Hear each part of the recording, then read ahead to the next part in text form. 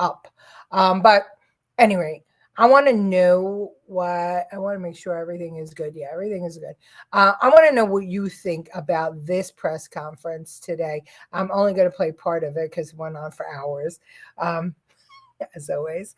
But anyway, listen to this clip of the Trump press conference, him speaking to Governor Lee about bringing the National Guard and others to Memphis. It'll be one of your really proud moments, and you've done a good job too. But this will be maybe your proudest moment. Thank you, sir. Okay, and the director, as the director said, the goal is sustained. Right. Got to keep it. Sustained crime lowering, and that with this effort, I believe we can get there. We can finally get there for that city. Yep, we're going to have it sustained a long time, and your people are going to get better and better, and your police force has been terrific. They're working with us very much, as you know. We started it, as I said, on a little basis, and we got it down quite a bit, but now we go in for the big march, okay? And Director Patel and his team have done remarkable work so far. As you know, the numbers are great, and this will be one more step in the right direction for Memphis. That's true. Thank you. He's done a very good job. Thank you very much. Pam, please.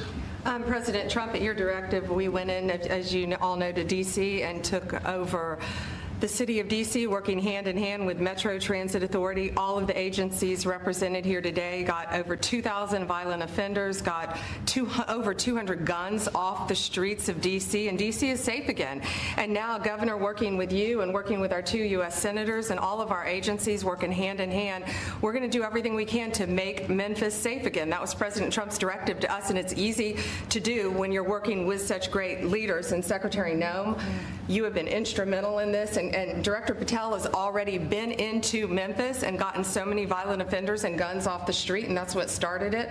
And working with Stephen and Deputy Attorney General Todd Blanche, thank you. We've all been going nonstop, working hand in hand together, and Gadi Serralta, Terry Cole, and Director Driscoll of ATF wearing 2 hats, and Pete Hegseth with the National Guard, all working hand in hand and being out there for a month. You can't tell who's with what agency but for the T-shirt they're wearing, because everyone's working hand in hand, and that's why we've been so successful. We're going to do that in Memphis, and we're going to get crime off the streets.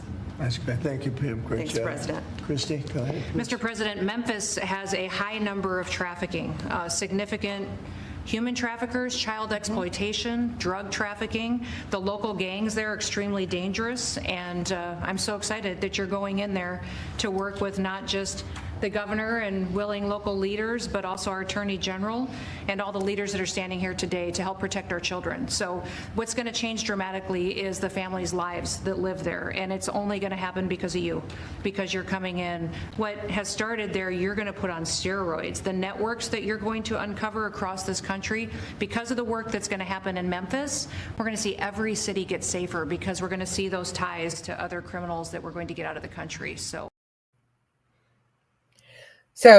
trafficking, that's something that they don't even track in New York City. They don't track it in DC. That's how come we had so much drug trade in DC. And that's why we were finding so many gang members in Virginia, in Maryland. So this move by President Trump to utilize all of the resources that our taxes pay for federally to help fight crime in states. It's working. It makes sense. It makes sense to me. But of course, Democrats put it this way. I'm not going to say Democrats. The far left is talking about it being a authoritarian move, and that, we're giving up our rights. And I just wonder, didn't we give up our rights after 9/11?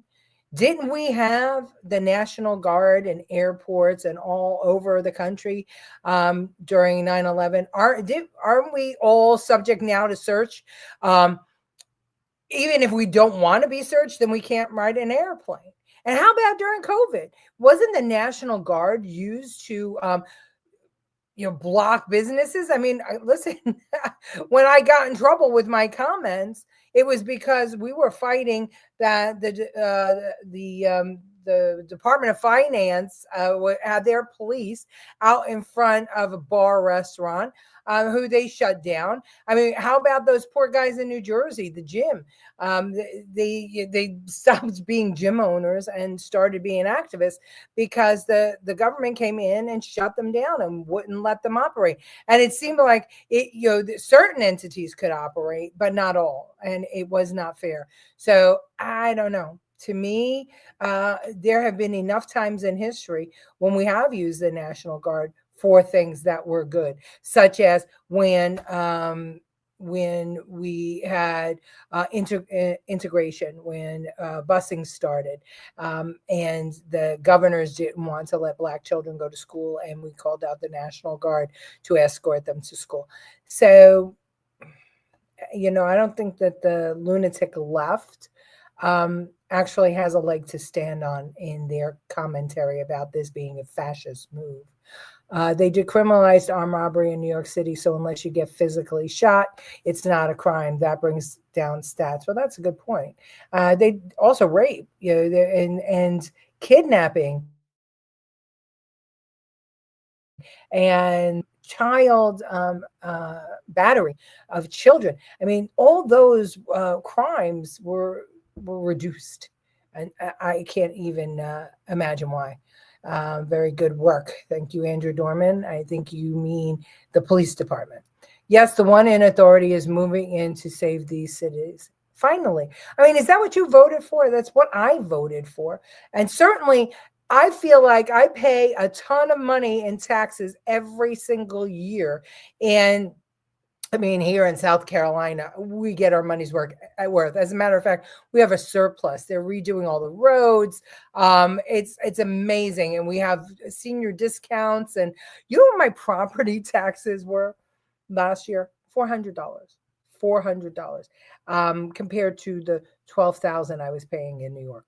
$400. And the services I get here are remarkable. I mean, every restaurant, every establishment offers a senior discount, military discount. It's just amazing. And tourism is a big industry where I live. But they give it back to the residents. It's just amazing.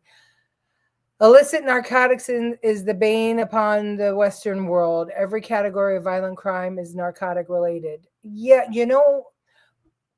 and we spend trillions of dollars each year fighting the drug cartels, right? Supposedly. But are we really? Are we really?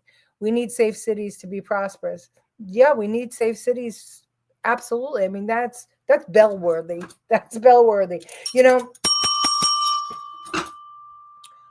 I saw a meme the other day. It's probably going a little outside of what we were talking about. And it was a young lady in school, and she asked the teacher if they were going to be able to learn about math and doing income taxes. And the teacher said, no, we're going to learn that some boys can be moms, can have babies, or some stuff like that. And it really hit home because there was a time when we learned those things. I remember home ec in shop, and I remember learning to do my taxes, balance my checkbook. I remember on Wednesdays we had bank account day, school savings, where we would all bring in $1 or $2 and it would go in our bank books. I don't know who handled that program, but it was fantastic. Why can't we do this anymore? Yes, Max Public House was banned and the restaurant across the street was open due to the COVID color schedule. No rights there.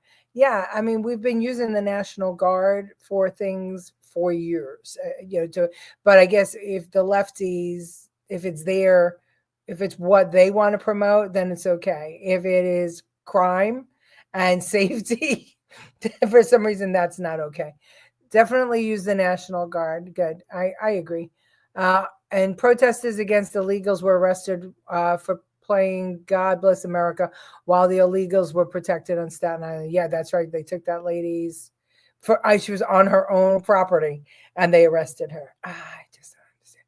My state has a surplus too. Taxes $850 for 2.5 acres. Yeah, think about that. It's crazy. We did budgets in home ec. Just had this conversation yesterday about trades in home ec. Do you remember? Look for the union label. There were national commercials to get people to buy American, to buy union, to keep America strong. It was a really big thing. We all knew that song. Look for the union label. La la la. I don't remember all the words, and I shouldn't sing it because I'll get probably a strike for copyright. But that was the kind of stuff that was on TV. The kids knew that stuff. We all grew up with it. We knew it because why did it happen? Because we needed a stronger America. That was before Helen Gurley Brown and everyone pushed women into the workplace and took them away from their children. I mean, it's no wonder that women don't want to have children right now because they can't stay home to take care of them and they don't want somebody else raising them. So, but that's what we've become. And we accepted it, right? Our taxes, the government loved the idea of women working outside the home because if the women worked outside the home, it was more money to Washington, to the state, so that they could spend it the way they wanted on their pet projects and not on the things that made us a better country. When you are buying a car, truck, or van. Right, that's right. Security setbacks of 9/11 caused an intense security change with the same kind of laxness during COVID-19 pandemic. You're absolutely right, Andrew. Absolutely. When terrorists blew up, the Pentagon, the World Trade Center, and tried to blow up the Capitol, but for those wonderful, heroic people in Pennsylvania who took the plane down, who paid for it? Who paid for it? The American people paid for it. We all paid for it now. We had to, there was certain checks that you had to do or certain things you had to do if you wanted to fly. Take off your shoes. Go to the airport much, much earlier because you had to be scanned. And we all said, okay. We said okay because we didn't want to see another incident of that happening. But you know what we should have said? No, we should have said, no, close the borders. Don't allow people in. But you know what? We're like, we just take it. And it's like, if you smack them and they accept it without turning on you, smack them again. And that's kind of what the government did, is that they realized they can get us to become a bunch of chumps and they could just abuse the hell out of us to push forward their agenda. And we should have never done it. After 9/11, we should have said, no, you federal government, you tighten up those borders.